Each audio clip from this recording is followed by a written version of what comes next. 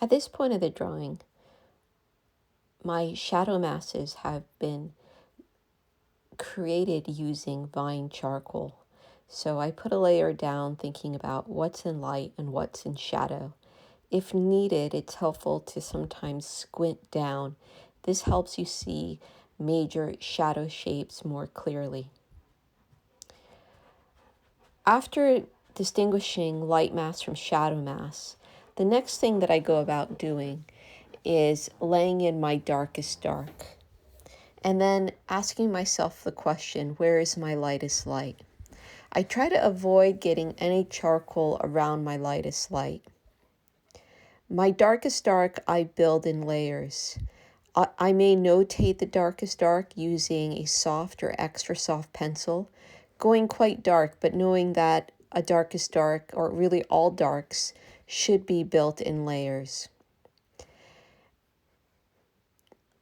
I continue the drawing process by working around my darkest dark. You could also do this around the lightest light.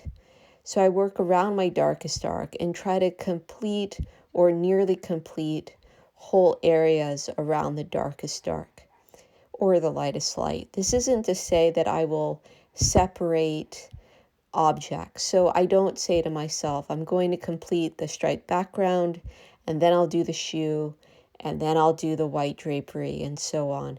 Instead, what you see me doing is that you see me working in regions. So I'm working in the region around the heel of the shoe and the fabric in the background. So I'm really trying to get this connection of background to foreground, considering edges. Notice the process is very layered.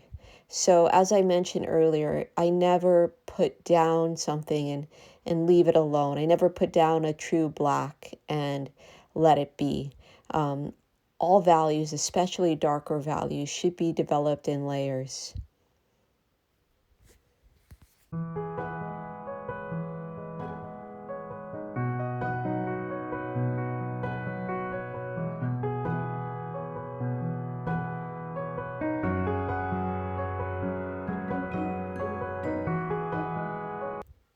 When mark making, think about the direction of your mark.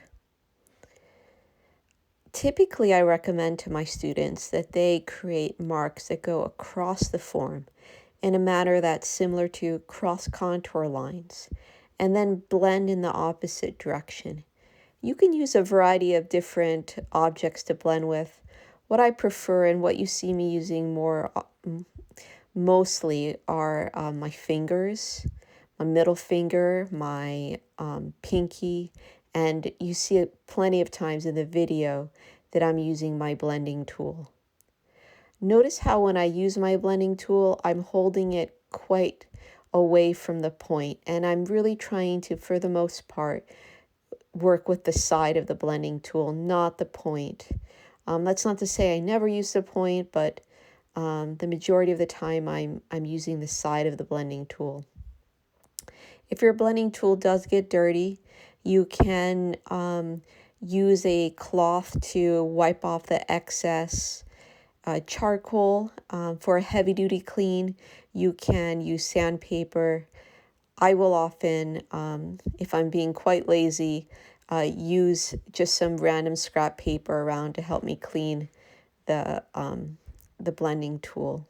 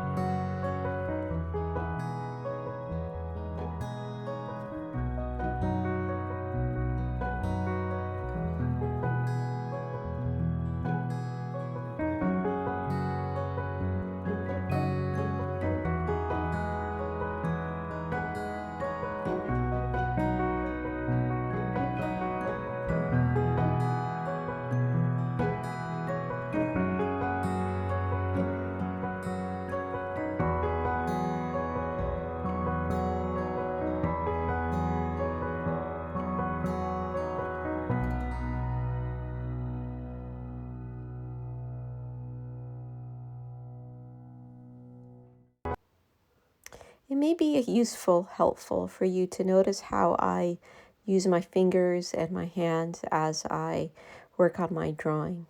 One thing that you'll notice that I do is I kind of use, well, let me put it this way, I never rest my hand on my drawing. If I need to gain stability with my marks, you'll see me sometimes use my pinky, specifically the nail of my pinky, to get stability. But this isn't something that you need like a long nail to gain stability with. You can quite easily use just the side of your pinky to have more stability. I'm about to get started here with creating fringe. I'm using my kneaded eraser to pull out the individual threads for the fringe. It's important to start with your background relatively complete. So you can see my background is quite dark, and I'm using my kneaded eraser to create shapes that will represent individual pieces of thread. I will often, and you see my hand move away, and this is where I'm cleaning or reshaping my kneaded eraser, because it does, as you can imagine, working on a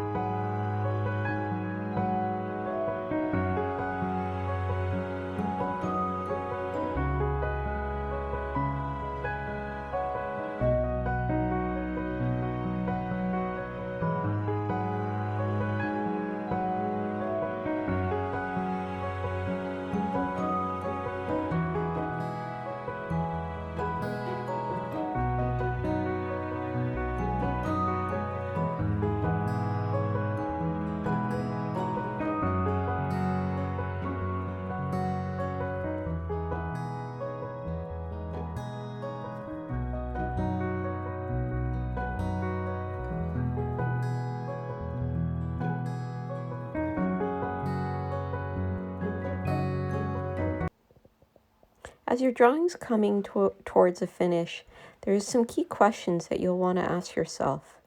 A question that I ask myself throughout the entire drawing process is actually, is there a good sense of light? Is there a clear definition of light mass and shadow mass?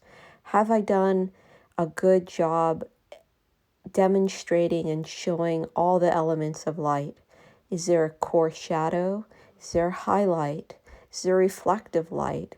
How did I deal with the transitions between the light mass and the shadow mass? Did I observe and correctly illustrate the edge? If it's a hard edge, did I depict that? If it's a very smooth edge, did I depict that?